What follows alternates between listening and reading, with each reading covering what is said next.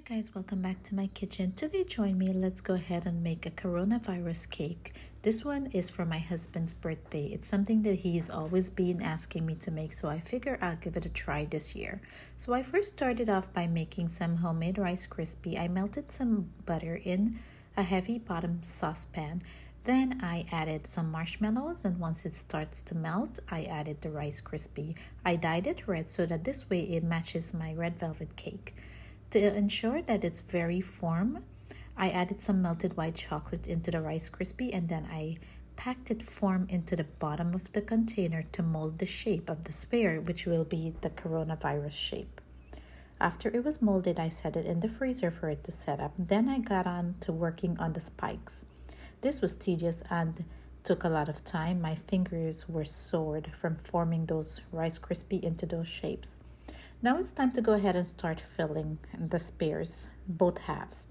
So I started by adding the first half, which is going to be the bottom, the base and foundation of the cake. I added the Rice Krispy bottom, then I started to layer the cakes. And I added simple syrup to each layer of the cake to keep it nice and moist as I worked on the cake.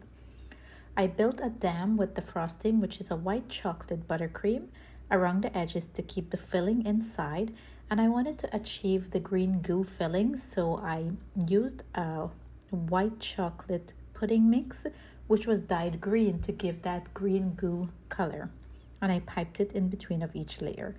And now it's time for me to go ahead and layer on the second half of the sphere, doing the same process, just starting with the cake, adding the border, then adding the filling inside, and just built up until the entire pan was full. Here I'm just putting the last layer on and piping some of the filling in there, and just finishing it off by topping it off with a thin layer of red velvet cake. I added some simple syrup to lock in the moisture, and then I wrapped it tight in cling film and put it in the freezer to set up. After both halves was set up, it's time for me to go ahead and crumb coat. I'm using a white chocolate ganache to crumb coat each one of the halves, just using a piece of acetate to run it around to get a smooth finish. Once I was happy with the finish, I assembled the two pieces using a dowel to keep it in place and some white chocolate ganache as glue. I added the other half of the sphere and just ensured that it was both centered together, and now I have the full sphere shape, and I'm just going around with some additional ganache to ensure I have a smooth surface.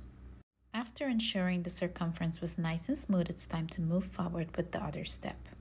Now I'm using some frosting, and I am attaching Rice Krispy all around the sphere to give that the texture on the coronavirus. I dyed the Rice Krispy using some melted butter and some black food coloring. After I was done, I just sprayed it with some vodka, which was colored in black also, to give that added gray, darkish look to the cake. Then to finish it off, I am adding the spikes, which I am using toothpicks at each end to attach it firmly into the cake. And then to make it look more realistic, I piped on some white dots, and I used some yellow sprinkles, which I added for some of those yellow dots around the cake as well. And there you have it, the final finished coronavirus cake. To be honest, I was quite skeptical about making it. I didn't quite like the looks of the virus, but in person, I really liked the way it turned out. My daughter thought it was the scariest cake ever, but she did say it was one of my tastiest cakes, so everybody was very happy, including the birthday boy. If you enjoyed this tutorial, please like, share, and subscribe to my channel. As always, thank you for joining me, and have a pleasant day.